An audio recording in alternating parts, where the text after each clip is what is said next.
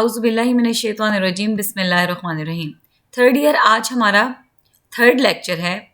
Last lecture में हमने function of several variable का टॉपिक स्टार्ट किया था और हमने ये पढ़ा था कि आपको अगर कोई function of several variable given है तो आप उसकी लिमिट किस तरह से कैलकुलेट करेंगे और आप ये कैसे चेक करेंगे कि उसकी लिमिट कब एग्जिस्ट कर रही है। आज हमने नेक्स्ट टॉपिक स्टार्ट करना है। Next topic is related to continuity of function of several variable.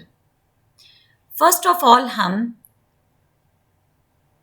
Definition देख लेते हैं कि किसी भी फंक्शन के कॉन्टिन्यूअस होने के लिए क्या रिक्वायरमेंट्स हैं। ठीक है, a function f from r square to r is said to be continuous at a point a b belonging to domain of f if for every epsilon greater than 0 there exists a delta greater than 0 such that mod of fxy minus f of b is less fab is less than epsilon for all xy for which mod of x minus a is less than delta and mod of y minus b is less than delta।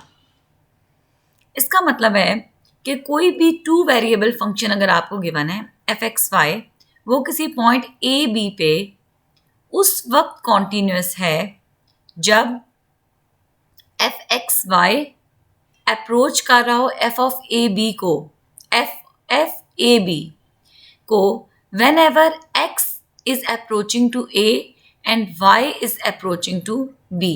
यानी simple words में अगर हम limit apply करें X Y approach to A B, उस वक्त F x Y approach कर रहा हो एफ ऑफ ए बी को। ठीक है, तो हम कहेंगे कि ये फंक्शन इस पॉइंट पे कॉन्टिन्यूस है।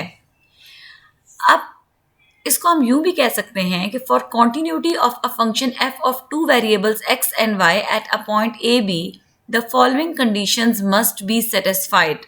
Number 1, F of A B exist, या कोई भी F of A B exist. Number 2, limit X Y approach to A B F of X Y exist. And number 3, limit X Y approach to A B F of X Y is equal to F of A B. इसका मतलब है कि अगर आपने किसी function को check करना है कि वो किसी पॉइंट ए बी पे कॉन्टिन्यूस है तो आपने ये 3 कंडीशंस चेक करनी है। These 3 conditions must be satisfied. First condition क्या है कि F of A B exist, यानी फंक्शन की वैल्यू ए बी पॉइंट पे एग्जिस्ट करती हो। Number 2, limit of function when X Y approach to A B exist. Second क्या है कि फंक्शन की लिमिट एग्जिस्ट कर रही हो। और थर्ड क्या है कि limit of function is equal to F of A B. ठीक है, अगर ये 3 कंडीशन सेटिस्फाई हो रही हैं तो इसका मतलब है कि फंक्शन कॉन्टिन्यूस है। अब girls, or if any one of the above condition fails to hold, then f is said to be discontinuous at AB, and f is said to be continuous on a subset S of R square if it is continuous at each point of S। अब एक तो उन्होंने ये बताया कि अगर 3 condition जो आपको दी हुई हैं इनमें से कोई एक भी ऐसी हो जो सेटिस्फाई ना हो रही हो, फेल हो रही हो, तो हम कहेंगे कि फंक्शन डिसकॉन्टिन्यूस है।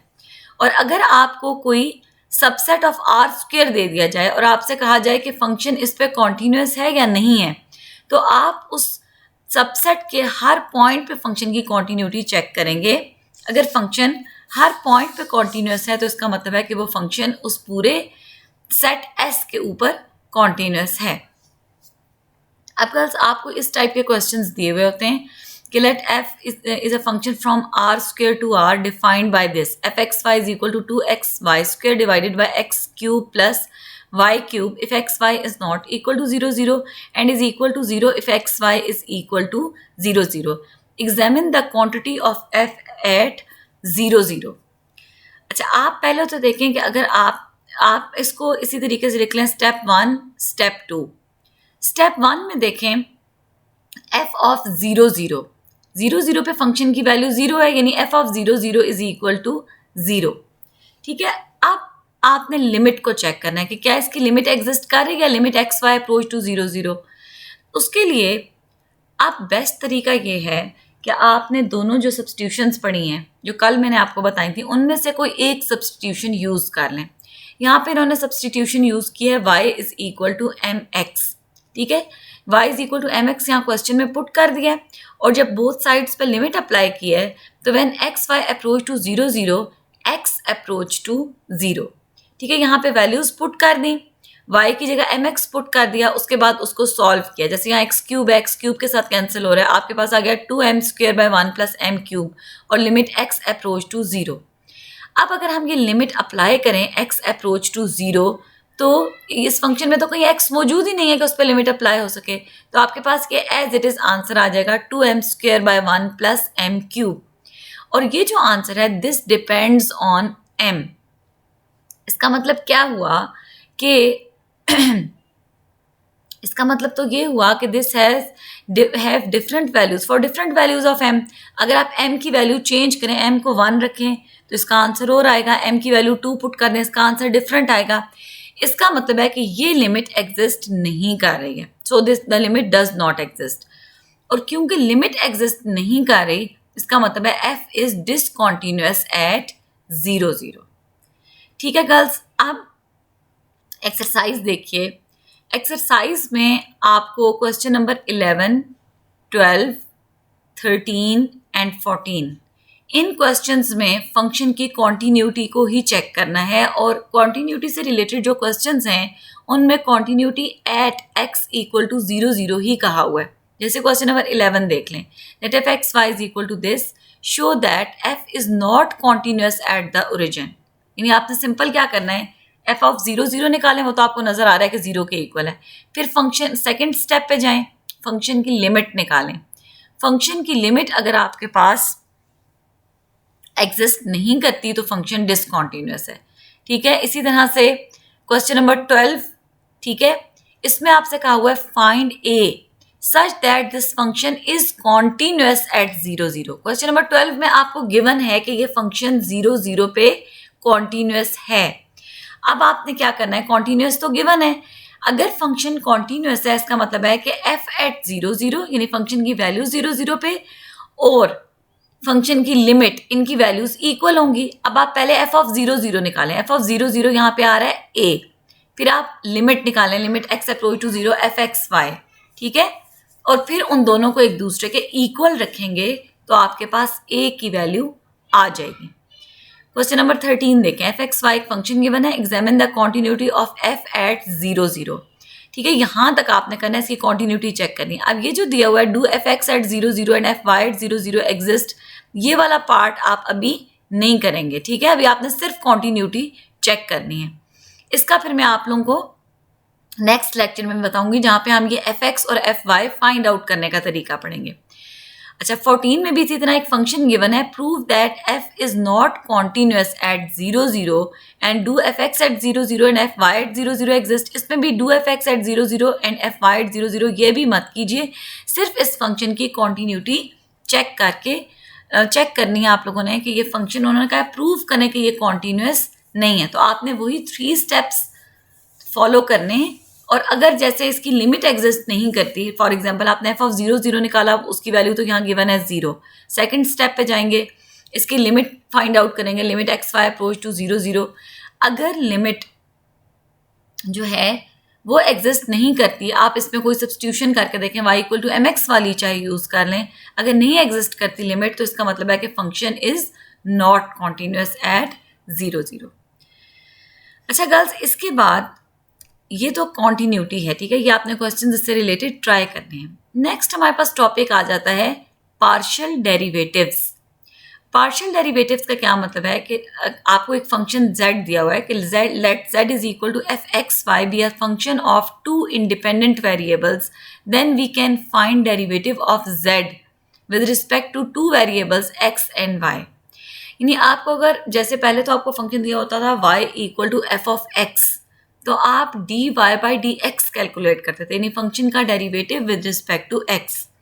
अब अगर फंक्शन जो आपको दिया हुआ है वो उसमें 2 इंडिपेंडेंट वेरिएबल हैं, तो आप इस फंक्शन का derivative with respect to x भी निकाल सकते हैं, आप इस फंक्शन का derivative with respect to y भी फाइंड आउट कर सकते हैं। अगर आप फंक्शन का derivative with respect to x find out करते हैं तो उसको आप यूं लिखेंगे partial F by partial x. ठीक है, ये जो आपके पास सिंबल है इसको कहते हैं, this is pronounced as partial और कर्ल। इसको हम कर्ल भी कहते हैं या पार्शियल कहते हैं। और इन डेरिवेटिव्स को जैसे पार्शियल, अब हम partial F by partial x calculate कर सकते हैं और हम partial F by partial y calculate कर सकते हैं। ठीक है, ये डेरिवेटिव्स कहलाते हैं पार्शियल डेरिवेटिव्स। और क्योंकि ये अभी पहला डेरिवेटिव है तो इसको हम कहते हैं फर्स्ट ऑर्डर पार्शियल डेरिवेटिव्स। अच्छा, अब पार्शियल डेरिवेटिव्स कैलकुलेट करने का तरीका क्या है?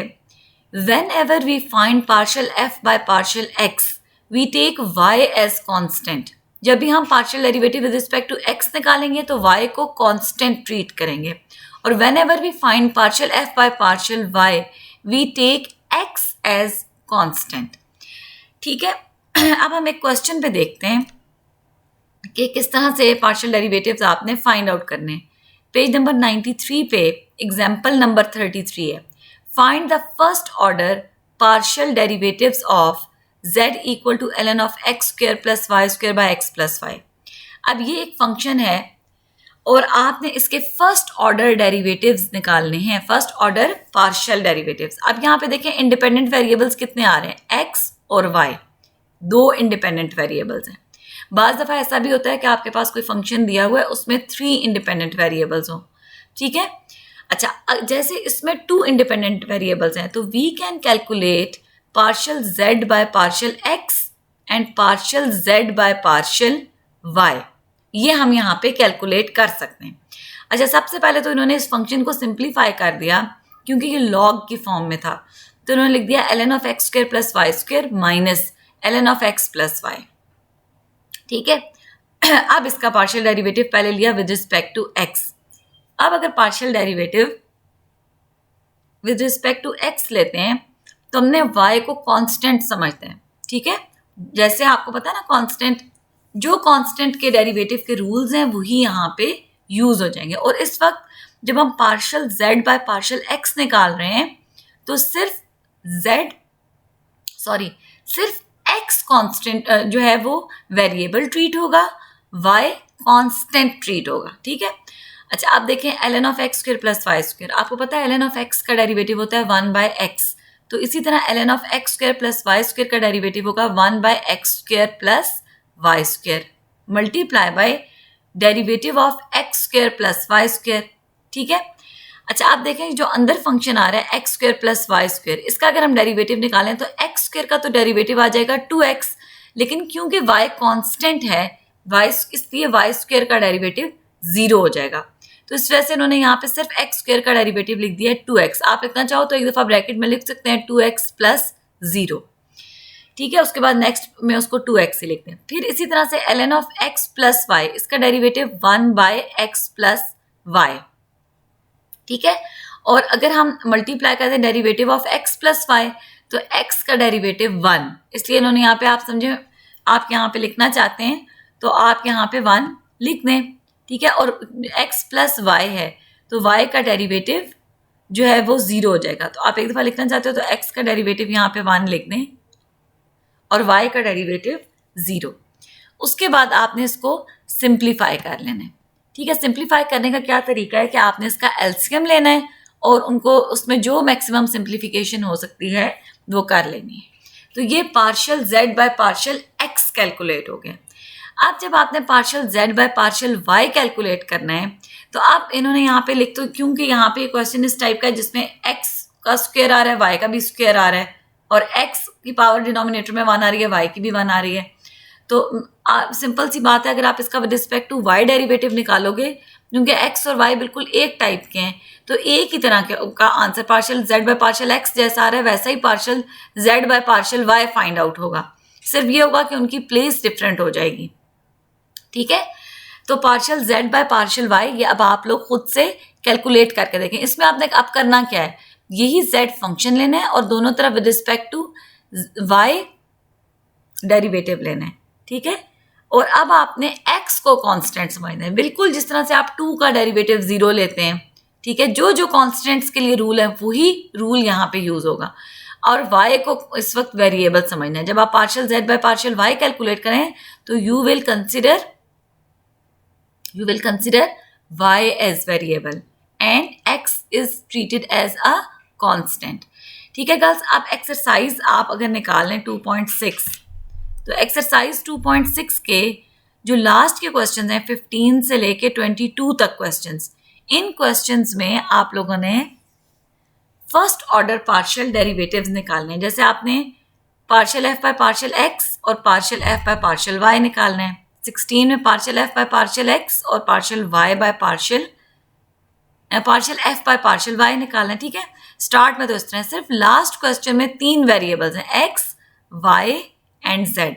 तो यहाँ पे आपने partial F by partial X, partial F by partial Y और partial F by partial Z निकालना है। यानी सिर्फ जिसमें 3 इंडिपेंडेंट वेरिएबल हैं उसके 3 उस फंक्शन के 3 जो है वो पार्शियल डेरिवेटिव्स फाइंड आउट होंगे। ठीक है, तो आप लोगों ने अब क्वेश्चन नंबर 11 से 14 तक एक तो ट्राई करने हैं और 15 से 22 तक जो क्वेश्चंस हैं इनके first order partial derivatives calculate करने। ठीक है गर्ल्स, आज के लिए इतना ही काफ़ी है। अल्लाह हाफिज़, अस्सलामु अलैकुम।